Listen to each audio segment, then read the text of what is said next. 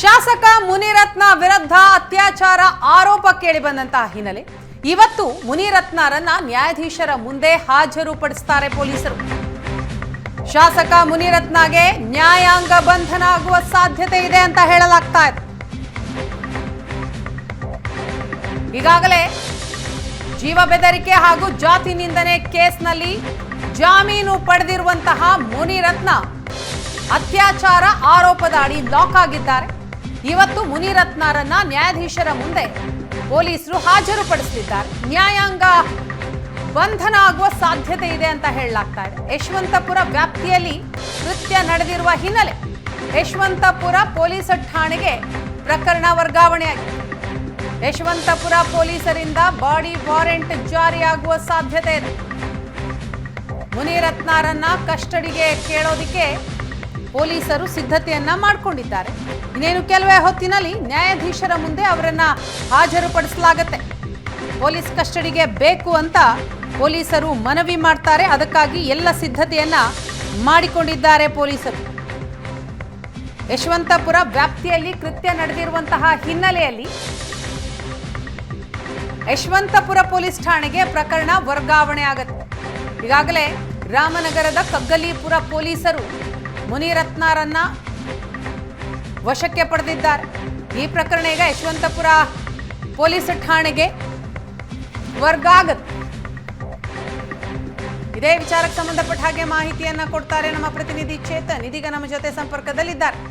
ಚೇತನ್, ಎಷ್ಟೊತ್ತಿಗೆ ಮುನಿರತ್ನರನ್ನ ಕೋರ್ಟ್ಗೆ ಪ್ರೊಡ್ಯೂಸ್ ಮಾಡ್ತಾರೆ? ಏನು ಅಪ್ಡೇಟ್ಸ್ ಸಿಗ್ತಾ ಇದೆ?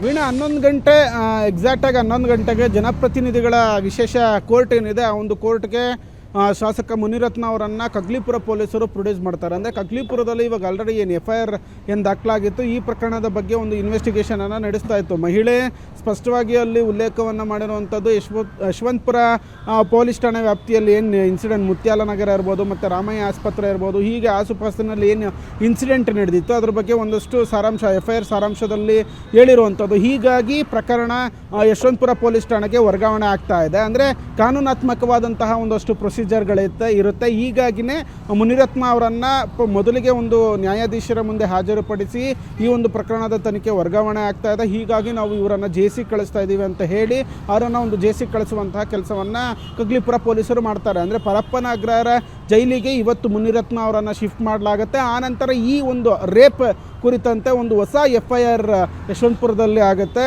ಹೊಸ FIR ಆದ ನಂತರ ಅಲ್ಲಿನ ಪೊಲೀಸರು ಒಂದು ಇನ್ವೆಸ್ಟಿಗೇಷನ್ಗೆ ಕೈಗೆತ್ಕೊಳ್ತಾರೆ. ಆನಂತರ ಮತ್ತೆ ಮುನಿರತ್ನ ಅವರನ್ನು ಒಂದು ವಶಕ್ಕೆ ಪಡೆದು ಸಂತ್ರಸ್ತೆಯ ದೂರಿನ ಆಧಾರದ ಮೇಲೆ ಒಂದಷ್ಟು ಮಹಜರು, ಒಂದಷ್ಟು ವಿಚಾರಣೆ, ಈ ಎಲ್ಲ ಬ್ಯಾಲೆನ್ಸ್ ಇರುತ್ತೆ. ಇನ್ವೆಸ್ಟಿಗೇಷನ್ ಈ ಆ್ಯಂಗಲಲ್ಲಿ ಹೋಗುವಂಥದ್ದು. ಅಂದರೆ 11 ಗಂಟೆ ಸುಮಾರಿಗೆ ಮುನಿರತ್ನ ಅವರನ್ನು ಪ್ರೊಡ್ಯೂಸ್ ಮಾಡ್ತಾರೆ. ಪ್ರೊಡ್ಯೂಸ್ ಮಾಡಿ ಒಂದು ಕೇಸ್ ಅಫಿಷಿಯಲ್ ಟ್ರಾನ್ಸ್ಫರ್ ಡಾಕ್ಯುಮೆಂಟೇಷನ್ ಏನಾಗಬೇಕು ಆ ಒಂದು ಡಾಕ್ಯುಮೆಂಟೇಷನ್ ಕೋರ್ಟ್ನಲ್ಲಿ ಆಗುತ್ತೆ. ಆನಂತರ ಅವರನ್ನು ಪರಪ್ಪನಗರ ಜೈಲಿಗೆ ಕಗ್ಲಿಪುರ ಪೊಲೀಸರು ಕರೆದೊಯ್ತಾರೆ. Veena. Yes, thank you Chetan ತಮ್ಮ ಮಾಹಿತಿಗಾಗಿ.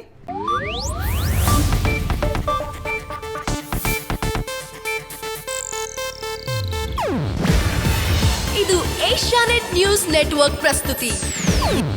ನೀವು ನೋಡ್ತಿದ್ದೀರಾ ಏಷ್ಯಾನೆಟ್ ಸುವರ್ಣ ನ್ಯೂಸ್.